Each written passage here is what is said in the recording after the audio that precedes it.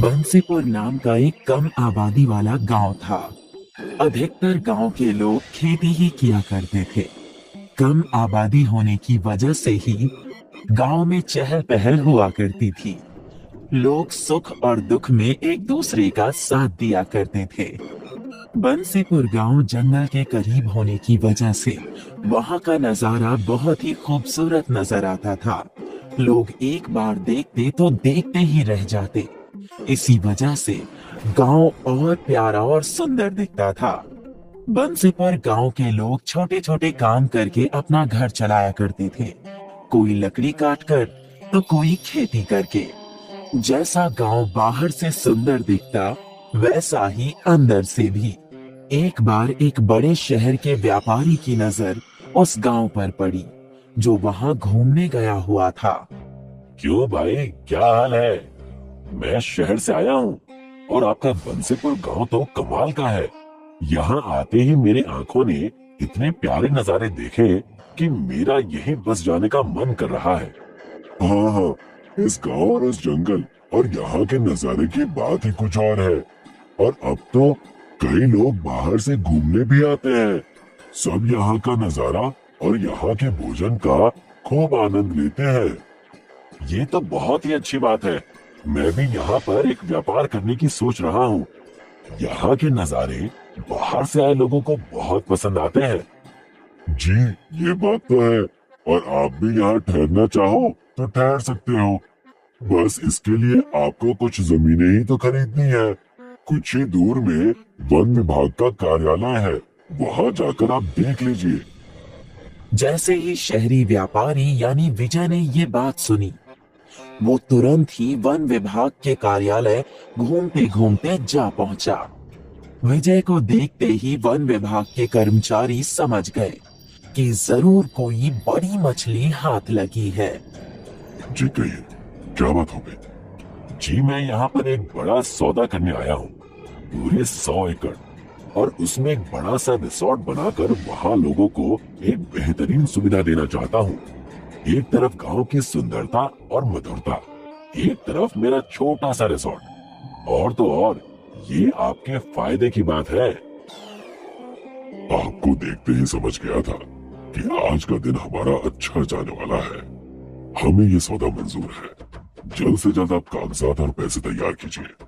One के 100 एकड़ ही तो है, बहुत बड़ा जंगल है और इससे हमें और सरकार दोनों को फायदा है। विजय ये बात सुनकर बड़ा खुश होता है और बंसीपुर जंगल के थोड़े से हिस्से में अपना रिजॉर्ट बनाता है, जहां से सारा नजारा दिखे। रिजॉर्ट के होने से लोग दूर दूर से वहां अपने परिवार के साथ आकर वहां का माहौल खूब एंजॉय करते हैं। लोग अपने पूरे परिवार के साथ वहां घूमने आया करते थे। कपल्स हनीमून के लिए आया करते थे। गांव की चहल पहल से विजय का व्यापार ज्यादा और अच्छा चलने लगा था। गांव के चहल पहल में लोग अपने मन की शांति ढूंढते और इसी के चलते विजय का मुनाफा और ज्यादा होता। देखते ही देखते ज्यादा मुनाफा के लालच में विजय ने और जंगल की जमीन खरीद लिए और कई सारे अलग अलग रेस्टोरेंट्स, लॉज, दुकानें खोलने लगा। और ठीक 10 साल बाद आधे से ज्यादा घने पेड़ों का जंगल अब सीमेंट का जंगल बन चुका था। अच्छा लग रहा है। भगवान करे कि सब ऐसे ही कुशल मंगल चलता रहे। लेकिन कुछ दिनों से टूरिस्ट और व्यवसाय अच्छा नहीं हो पा रहा। पता लगाना पड़ेगा कि क्या बात है। घंशो, यस सर, मैंने कॉफी और चाय लगा दी है। आपको और कुछ चाहिए? आजकल हमारे यहाँ इतने कम टूरिस्ट क्यों आ रहे हैं? मैंने अभी देखा आज रिसोर्ट में मैं और सिर्फ तुम ही हो। लाइट बिल तक नहीं भर पाएंगे हम अगर ऐसा ही चलता रहा तो। सर, एक्चुअली अब लोगों के पास देखने के लिए कुछ रह ही नहीं गया है। लोग आकर यहाँ क्या करेंगे? यहाँ भी अब शहर जैसे बिल्डिंग्स, बीमारियाँ, स्मोक और पोल्यूशन सब हो गया है, तो किसी को हमारे यहाँ आना पसंद नहीं आ रहा है। इस चीज की हमें अच्छे से जानकारी निकालनी होगी कि हमारे व्यापार में गिरावट क्यों है। विजय घंसों को अपने साथ लेकर बंसीपुर गांव की तरफ चला जाता है। वही बंसीपुर गांव जहां जानवरों की चहल पहल होती थी। वो गांव कच्चे घरों से बना हुआ करता था। वही बंसीपुर जंगल जो पेड़ों, पहाड़ों, नदियों और झरनों से इतना खूबसूरत दिखता था, और अब उस जंगल को पत्थरों और सीमेंट ने छाप लिया था। कैसे हैं मालिक आप तो पूरे बदल गए, लेकिन ठाट बाट तो पहले जैसे ही है। मैं बहुत अच्छा हूँ भोला, लेकिन ये गांव के सारे घर और व्यक्ति कहाँ चले गए? कोई नजर नहीं आ रहा है। क्या बताऊं मालिक मैं, वो कहते हैं सड़क अब आई है हमारे गांव, जब सारा गांव शहर जा चुका है। अब यहाँ आकर कोई क्या करे, यहाँ सांस लेना मतलब अपने फेफड़ों को बीमारी का न्योता देना है। हर जगह बीमारियां फैल रही हैं। ये बहुत बड़ी समस्या है, और इस चीज के पीछे ऐसा लग रहा है कहीं ना कहीं मेरी गलती है। सालों पहले इस गांव और जंगल को मैंने सीमेंट का जंगल बना दिया। सर, इसी वजह से तो लोग पहले जंगल जाकर वहाँ सफारी करके जानवरों को देखा करते थे। इसी में हमारे ही कई प्रोजेक्ट में हमने उन जानवरों को जू में भेज दिया। यहाँ तो अब जंगल बचा ही नहीं, सब सीमेंट का जंगल बन चुका है। अगर सब ऐसा ही चलता रहा तो प्रकृति बचेगी ही नहीं, और इसी वजह से हमारा व्यापार भी नहीं चल रहा। हमने प्रकृति के साथ बहुत बड़ी गलती की है। इस चीज को हमें जल्द से जल्द सुधारना होगा। तब विजय अपने सारे कर्मचारियों को बुलाकर कहता है, मैं जो अब कहने जा रहा हूँ उसे अब एकदम ध्यान से सुनना। अब से हम हमेशा अपने साथ बीज यानी सीड्स लेकर चलेंगे।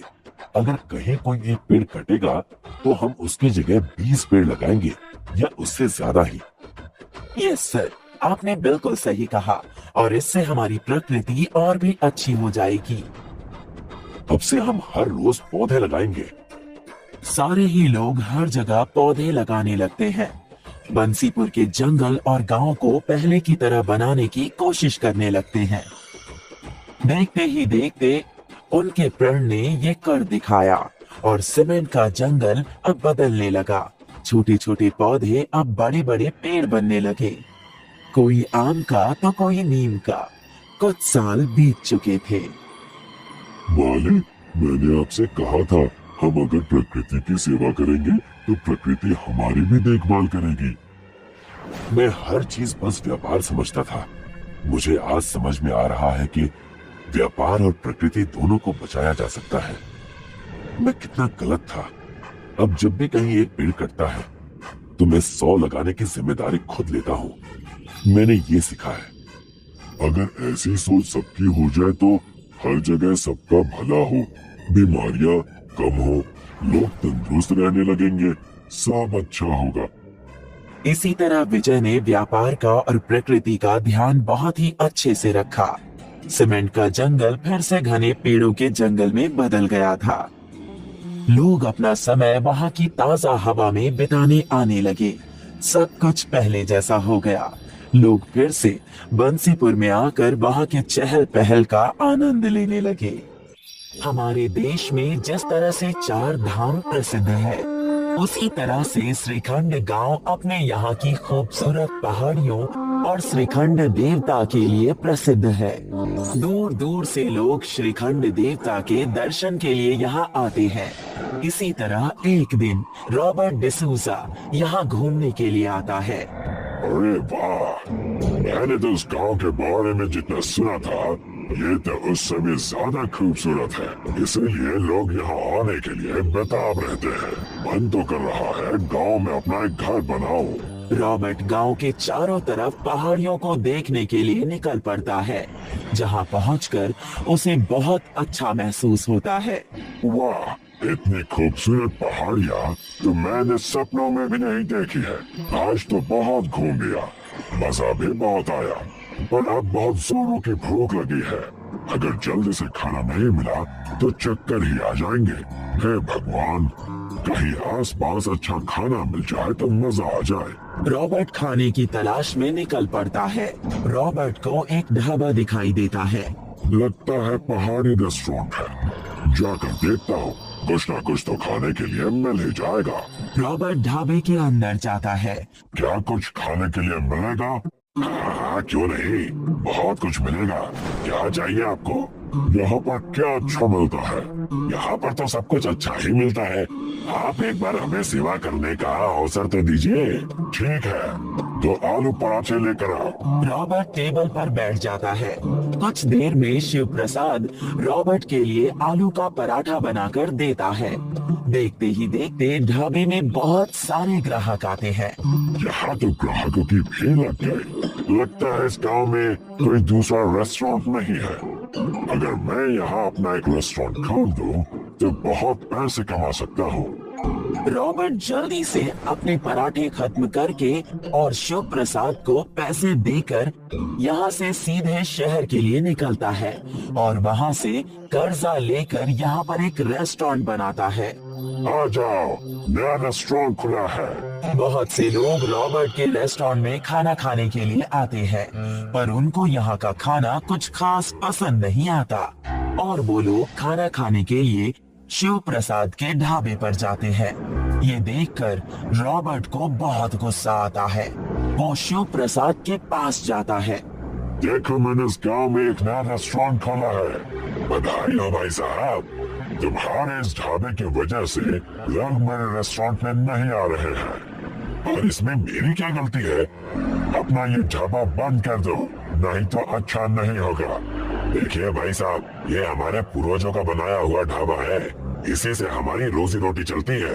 अगर इसको बंद कर दूंगा तो हम लोग भूखे मर जाएंगे।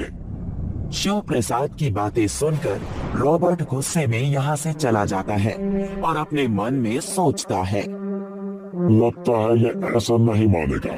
अब इसको कुछ अच्छा सा सबक सिखाना पड़ेगा। शिव प्रसाद के ढाबे को तोड़ देता है और जेसीबी से उसको पहाड़ी के पीछे फेंक देता है। अब आएगा मजा। जब बांस ही नहीं रहा तो बांसुरी कहाँ से बजेगी? अब मेरा रेस्टोरेंट अच्छे से चलेगा और मैं बहुत सारे पैसे कमा लूंगा। रॉबर्ट बहुत खुश था। उसे लग रहा था कि ढाबा टूट जाने से अब सभी लोग उसके रेस्टोरेंट में ही खाना खाने आएंगे, पर उसे ये नहीं पता था कि उसकी ये चाल उस पर ही उल्टी पड़ने वाली है। अगली सुबह जब शिव प्रसाद ढाबे वाली जगह पर पहुंचता है तो देखता है कि ढाबा वहां पर नहीं है। अरे, मेरा ढाबा कहाँ चला गया? मैं तो लुट गया, मैं तो बर्बाद हो गया। शिव प्रसाद इधर उधर ढाबे को ढूंढने लगता है और ढूंढते ढूंढते पहाड़ी पर पहुंच जाता है जहां पर उसका ढाबा टूटा हुआ पड़ा है। वो उसे देखकर जोर जोर से रोने लगता है। ये मेरे पूर्वजों की निशानी थी, ये सब कैसे हो गया? दूसरी तरफ श्रीखंड भगवान एक फकीर बाबा का वेश बनाकर यहाँ घूमने के लिए आते हैं। वो सबसे पहले रेस्टोरेंट में जाते हैं। बहुत भूख लगी है बेटा, कई दिनों से खाना नहीं खाया, कुछ खाने के लिए दे दो। फकीर बाबा की हालत बहुत खराब है। उनके कपड़े फटे हुए हैं और पैरों में चप्पल भी नहीं है। अरे भिखारी बुड्ढे, यहाँ अंदर कैसे घुस गया तू? निकल जा यहाँ से। बेटा, ऐसा मत बोलो, मैं भूखा हूँ, मुझे खाना खिलाओगे तो पुण्य मिलेगा। अबे बुड्ढे, ये रेस्टोरेंट अमीरों के लिए है, तुम जैसे भिखारियों के लिए नहीं। चल निकल जा यहाँ से। रॉबर्ट फकीर बाबा को रेस्टोरेंट से बाहर निकाल देता है। फकीर बाबा पैदल चलते हुए पहाड़ी की तरफ जाते हैं जहां शिव प्रसाद ढाबे के सामने बैठकर रो रहा है। कुछ खाने के लिए दे दो बेटा, बहुत दिनों से भूखा हूँ। बाबा, मेरे पास आपको खिलाने के लिए कुछ भी नहीं है। बेटा, मैं तो एक भूखा साधु हूँ, प्यार से बासी खाना भी खिलाओगे तो वो भी खा लूंगा। मेरा सारा खाना खराब हो चुका है, ये देखिए, खाना बनाने का सामान भी नीचे जमीन पर बिखरा हुआ है।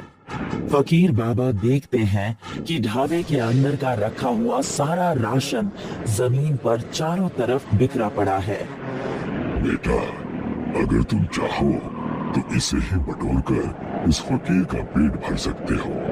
ठीक है बाबा, शिव प्रसाद जमीन पर बिखरा हुआ राशन समेटता है। वो फकीर बाबा को खाना खिलाता है, जिससे फकीर बाबा की भूख मिट जाती है। तुमने एक भूखे फकीर को खाना खिलाया है, उसकी भूख मिटाई है। ईश्वर तुम्हारे सारे दुख दर्द मिटा देगा। फकीर बाबा की दुआ पूरी होने पर ढाबे के चारों तरफ एक बहुत बड़ा इंद्रधनुष बन जाता है। ईश्वर तुम मुझसे नाराज है बाबा। देखिए ना, मेरे ढाबे का क्या हाल हो गया है। शिव प्रसाद पीछे अपने ढाबे की तरफ देखता है तो वो चौंक जाता है, क्योंकि ढाबा पूरी तरह से इंद्रधनुष से ढक गया है और बहुत खूबसूरत दिखाई दे रहा है। ये तो चमत्कार हो गया। लगता है ईश्वर तुम्हारी मदद करना चाहते हैं। पर ये इंद्रधनुष तो कुछ ही समय में गायब हो जाएगा। क्या श्रीखंड भगवान इस जगह से गायब हो गए हैं? नहीं, वो हमेशा से यही है और हमेशा यही रहेंगे।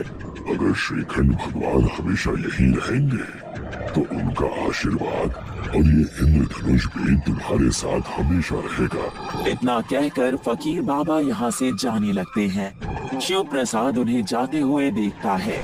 जब वे शिव प्रसाद की आंखों से ओझल हो जाते हैं तो शिव प्रसाद पीछे मुड़कर देखता है तो इंद्रधनुष अब और भी बड़ा हो गया है और अब उसका ढाबा इंद्रधनुष के ऊपर अच्छे से सज गया है।